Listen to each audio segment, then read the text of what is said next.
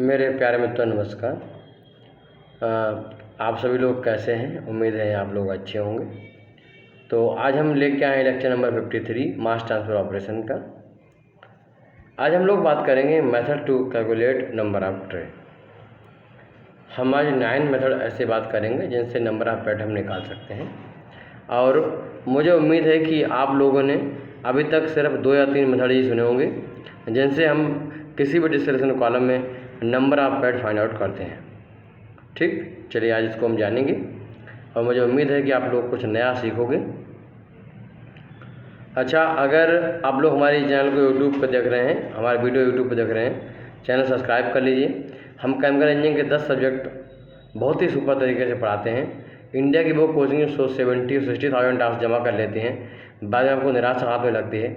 उनसे कई गुना ज़्यादा बेहतर तरीके से हम आपको पढ़ाते हैं यहाँ पर। और हमारी जो क्लासेस हैं, फुल क्लासें आपको हमारी एप्लीकेशन केमिकल गुरु पे मिलेंगी। और नॉन टेक के लिए और अदर जो ब्रांचेस हैं इंजीनियरिंग की, उनके लिए हम IIC है, दूसरा एप्लीकेशन है, वहाँ पर हम पढ़ाते हैं। चलिए तो स्टार्ट करते हैं आज का लेक्चर। हम लोग नंबर ऑफ पेट निकालने के मेथड के नाम बताएं आपको, उससे पहले एक टॉपिक लिखेंगे। अभी तक आपने इक्विलिब्रियम कर्व देखा, आपने TXY डायग्राम देखा, आपने PXY डायग्राम देखा और आपने HXY एंथैल्पी कर्व देखा, जिससे हम पंचम साइबर मेथड के थ्रू नंबर ऑफ पेट निकालते थे। ठीक, तो effect of pressure on XY diagram. सबसे पहले हम प्रेशर का इफेक्ट देखते हैं कि अगर प्रेशर बढ़ रहा होता है तो उससे क्या क्या होता है।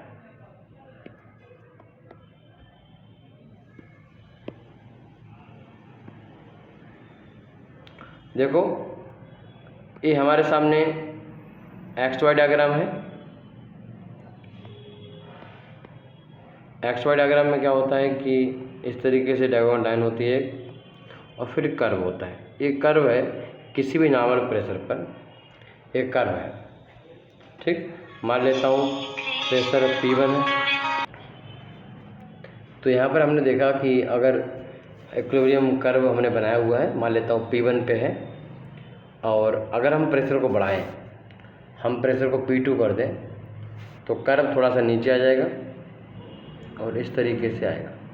कर्व नीचे आ रहा है यानी कर्व और डायगोनल लाइन के बीच में स्पेस कम हो रहा है। ये अपने आप में दिखा रहा है कि भाई अब हमें जो सेपरेशन करना है थोड़ा डिफ़िकल्ट हो जाएगा, है ना। इसी वजह से कहते हैं कि अगर डिस्टिलेशन कॉलम में अगर हमारा जो प्रेशर कम है तो बहुत अच्छी बात है, और हमें जहाँ पर हमें स्टीम काफ़ी बचानी होती है तो वहाँ पर हम डिस्टिलेशन कॉलम को वैक्यूम में भी रन करते हैं। अगर हमें कंपोनेंट की प्योरिटी निकालनी है अच्छी तो हम वैक्यूम में रन करते हैं। जो कंपोनेंट इजीली अलग नहीं हो पा रहे हैं उनकी सेपरेबिलिटी बढ़ानी है तो हम वैक्यूम यूज करते हैं। जैसे आपने देखा रिफाइनरी में हम लोग पहले ADU में निकालते हैं, एटमॉस्फेयर डिस्टिलेशन यूनिट में, फिर कुछ कंपोनेंट ऐसे हैं जो नहीं निकलते हैं, जिनमें डेल्टा P काफ़ी कम है, तो वहाँ पर हम बॉइलिंग पॉइंट को कम करने के लिए और हीट एनर्जी को बचाने के लिए हम क्या करते हैं कि वैक्यूम का भी यूज करते हैं। तो जैसे जैसे आप देखते हो प्रेशर बढ़ाते हो, सेपरेशन यहाँ पर डिफ़िकल्ट होने लगता है। अगर हम प्रेशर को और बढ़ाएं तो हम देखेंगे कि कर्व यहाँ से शुरू तो हो रहा है बट ख़त्म यहाँ बीच में कहीं हो जा रहा है, ऐसा भी देखने को मिलता है। ठीक, या फिर मान लो हमने और कम किया तो यहाँ पर आ गया, यहाँ ख़त्म तो लास्ट में हो रहा है बट क्या है कि गैप और कम हो गया, ठीक, गैप इनके बीच में कम हो गया। फिर मैंने कहा चलो और प्रेशर बढ़ाओ, तो देखा कि भैया और प्रेशर बढ़ाने पर ये कहीं यहाँ पे ख़त्म हो रहा है। ठीक, और प्रेशर हमने बढ़ाया तो देखा हमने पास में ख़त्म हो गया। तो इस तरीके से P1, फिर जो येलो लाइन है वो P2 को रिप्रेजेंट करती है, फिर रेड लाइन है वो P3 को रिप्रेजेंट करती है, वाइट की लाइन है वो P4 को रिप्रेजेंट करती है। ऐसे ही एक और दूसरी वाइट लाइन है जो P5 को रिप्रेजेंट करती है। तो जैसे जैसे हमने देखा कि भाई प्रेशर हम बढ़ा रहे हैं, P1 से P2 किया, फिर P3 किया, फिर P4 किया और P5 किया, तो कंटिन्यू प्रेशर क्या हो रहा है, बढ़ता जा रहा है। और इस तरीके से प्रेशर बढ़ाने पर क्या इफेक्ट आता है, यू कैन सी यहाँ पर जो लाइन क्योंकि XY कर्व है तो आपको मालूम पहले से X है और ये Y है। तो इस तरीके से इफेक्ट को आप देख सकते हो, और ये इफेक्ट जो है वास्तव में इग्नोरेबल नहीं है, ये बड़ा अच्छा खासा इफेक्ट है। चलिए, अच्छा इसी प्रकार से अगर हम देखना चाहें तो effect of pressure on TXY diagram, इसे बॉइलिंग पॉइंट डायग्राम भी कहते हैं, बॉइलिंग पॉइंट कर्व भी कहते हैं। अगर इसमें हमें देखना है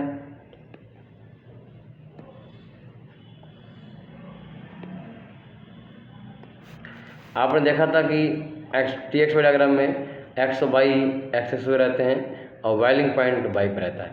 दो कंपोनेंट होंगे, बॉइलिंग पॉइंट ज़्यादा होगा, एक कम होगा।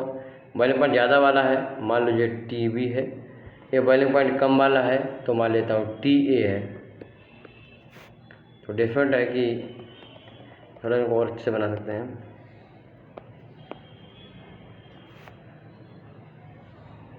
मान लो हमने इस तरीके से कर्व बनाया, तो जहाँ पर ये मिलता है, दो बॉइलिंग पॉइंट होते हैं, ये होता है TA boiling point of less volatile component, मतलब more volatile component, TB boiling point of less volatile component.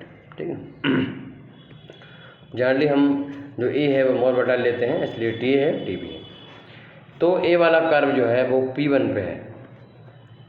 अगर हमने क्या भैया प्रेशर बढ़ाओ तो देखा तो थोड़ा सा जो ऊपर इस तरीके से हो जाता है। जैसे जैसे आप प्रेशर बढ़ाओगे बॉइलिंग पॉइंट दोनों के बढ़ जाएंगे, तो TA जो है दोबारा से यहाँ आ जाएगा और यहाँ पर जो है TB आ जाएगा। जे इसका बड़ा हुआ इसलिए हम T' बोल देते हैं, मालूम इस तरीके समझने के लिए। हमने क्या किया कि और हमने किया तो इस तरीके से आ गया, जे P2 पे था और ऊपर वाला P3 पे था। हमने और किया तो मालूम पड़ा ये कहीं बीच में से वापस भी आ रहा है। ठीक, ऐसे ही यहाँ से वापस हो गया। तो भाई बहुत ही वर्सेटिलिटी यहाँ देखने मिलती है, P1 P2 P3 P4 और P5। इस तरीके से एक जो यहाँ पर ये रेंज देखने को मिलती है। ये कर्व इस तरीके से ऊपर की ओर बैठने लगता है, प्रेशर बढ़ते जाएगा। तो जो दूसरा कंपोनेंट है जो A वाला है, बहुत जल्दी से तुरंत रखते ही क्या होगा, इसमें बॉइलिंग पॉइंट इसका काफ़ी ज़्यादा बढ़ जाएगा, तो A भी वेपराइज नहीं हो पाएगा और B भी वेपराइज नहीं हो पाएगा। प्रेशर बढ़ा देंगे यहाँ पर तो। ठीक, यहाँ पर देखोगे बिल्कुल भी हम बहुत एनर्जी दे रहे हैं और वेपराइजेशन मुझे नहीं मिल पा रहा है, वेपराइजेशन नहीं होगा, तो डेफिनेटली है कि वहाँ पर किसी भी प्रकार से डिस्टिलेशन पॉसिबल नहीं हो पाएगा। तो बहुत हाई प्रेशर अगर मेंटेन कर लिया डिस्टिलेशन कॉलम में, तो फिर वहाँ पर दिक्कत आएगी और हम वहाँ पर मेंटेन नहीं कर पाएंगे। ऐसे ही सिमिलरली अगर हम देखें तो इफेक्ट जो है हर जगह दिखाई देता है, चाहे वो HXY कर्व हो, चाहे वो हमारा TXY कर्व हो या फिर XY कर्व हो, इन सब पे दिखाई देता है। पिछले दिनों हम लोगों ने एक लेक्चर में इस तरीके से बात की थी और ये लाइनें बनाई थी HXY की। मैंने आपको बोला था ये HB वर्सेस Y की लाइन है और ये HL वर्सेस X की लाइन है। तो यहाँ पर ये टाई लाइन्स यहाँ पर बन के आई थी। ठीक, जो यहाँ पर जो नंबर ऑफ टाई लाइन्स बन के आती हैं, ये टाई लाइन्स बाद में हमें क्या करती हैं, नंबर ऑफ प्लेट के बारे में बताती हैं। डायरेक्ट ऐसे 1 2 3 ऐसे काउंट मत करना, यहाँ से नंबर ऑफ प्लेट नहीं मालूम पड़ती हैं। एक लाइन हम यहाँ पर बनाते हैं तो ये जो है नंबर ऑफ प्लेट के बारे में बताती है। जैसे 1 प्लेट यहाँ पर बनेगी, फिर 2 प्लेट यहाँ पर बनेगी, 3 प्लेट और 4 प्लेट, इस तरीके से। That is a difficult method, इसको मैंने आपको अपने क्लास में पढ़ाया है, जितना ज़रूरत है उतना पढ़ाया है। चलिए आज हम मेन टॉपिक पे आते हैं। अपने जो आज का टॉपिक है, अगर मुझे number of tray find out करना हो, number of tray find out करना हो तो कितने मेथड हैं जिनसे number of tray find out कर सकते हैं। मैक्सिमम स्टूडेंट ऐसे होंगे जिन्होंने पढ़ाई नहीं होगा, जिनको पता ही नहीं होगा कि भाई नंबर ऑफ ट्रे निकालने के कितने मेथड है। मगर मुझे उम्मीद है कि आज के बाद उनको ऐसा कोई भी डाउट नहीं बचेगा। सबसे पहले आप ये पूछोगे कि हम जिस मिक्सचर को अलग करना चाहते हैं, सेपरेट करना चाहते हैं, डिस्टिलिंग करना चाहते हैं, तो वो मिक्सचर बाइनरी है या फिर मल्टी कंपोनेंट है, मैंने 2 कंपोनेंट का मिक्सचर है या फिर ज़्यादा कंपोनेंट का मिक्सचर है। एक क्वेश्चन कह रहा सर एक कंपाउंड मिक्सचर हो तो, अरे भाई एक कंपाउंड का प्योर है तो प्योरीफाई करेंगे क्यों। चलिए,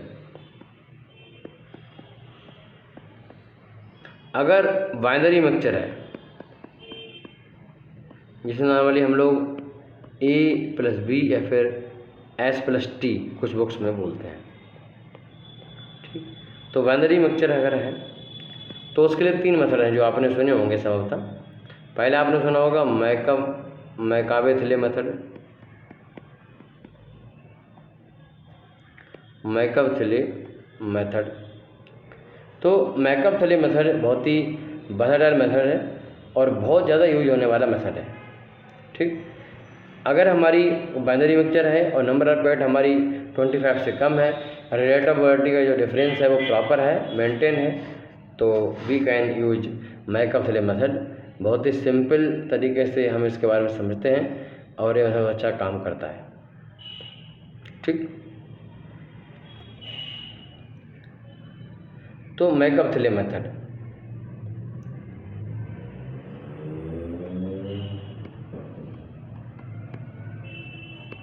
दूसरा मेथड जो है वो है पंचन-सेवरथ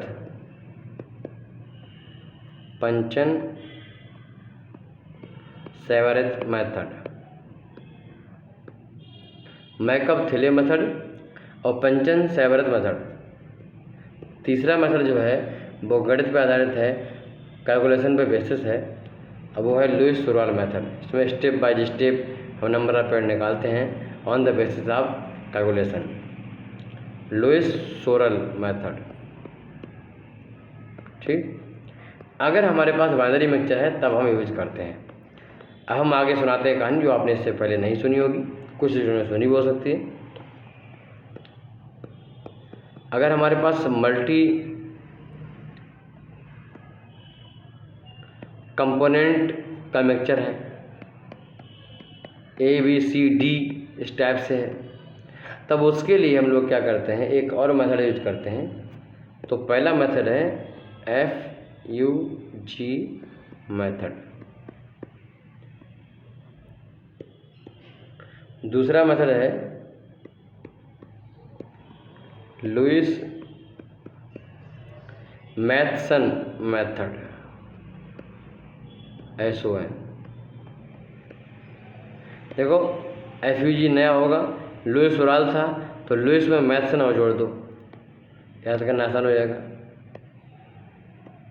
लुईस मैथसन मेथड,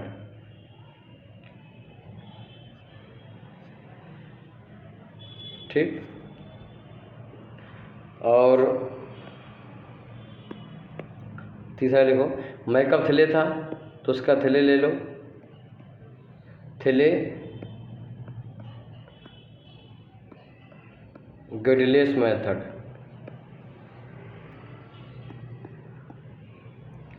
और चौथा लिखो बीगलर मेथड,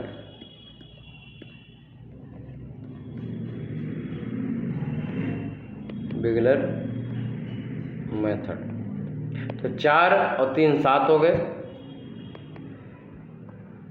अब कुछ हैं स्पेशल मेथड हमारे, उनको लिख लो स्पेशल।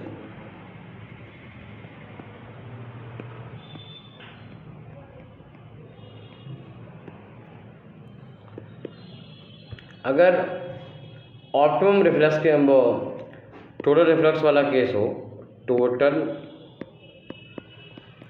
रिफ्लक्स कंडीशन वाली केस हो जो कि नॉर्मली इंडस्ट्री में नहीं होता है, तो उसके लिए मिनिमम नंबर ऑफ पेड़ निकालने के लिए फेंस्केज मेथड जो है हम यूज कर सकते हैं, ठीक। फेंस्केज मेथड यूज कर सकते हैं।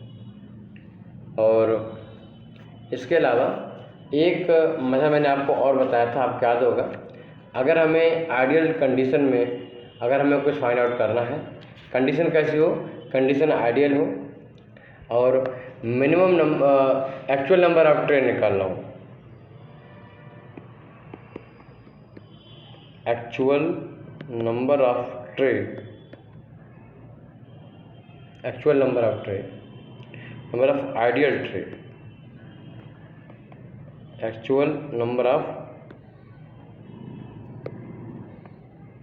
Of ideal tray. अगर आपको actual number of ideal tray निकालना है किसी भी कंडीशन में, तो आप यहाँ पर इक्वेशन यूज कर सकते हो, और उस इक्वेशन का नाम है गिलीलैंड इक्वेशन।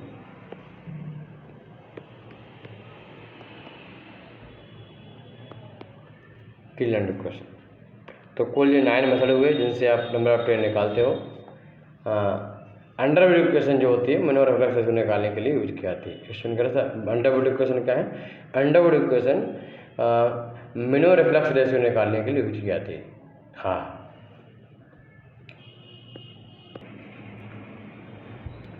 तो ओवरऑल ये कहानी थी जो आपने सुनी। मुझे लगता है कि कुछ नया सीखा होगा आपने, डेफिनेटली कुछ नया सीखा होगा और सीखना भी चाहिए। आज आपने प्रेशर कर्व देख लिया, इफेक्ट देख लिया, वो सारी चीज़ें देख ली। एक क्वेश्चन ले लेते हैं। इनका क्वेश्चन है कि सर एफयूजी के फुल फॉर्म क्या है? एफयूजी क्या है? एफयूजी में 3 साइंटिस्ट थे। पहले का नाम था Fenske, F for Fenske, U for Underwood और जी फॉर गिलीलैंड।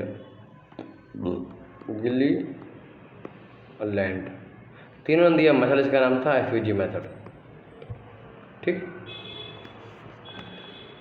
हम लोग डिस्कशन के लास्ट पड़ाव में हैं, इसमें कोई दो राय नहीं है।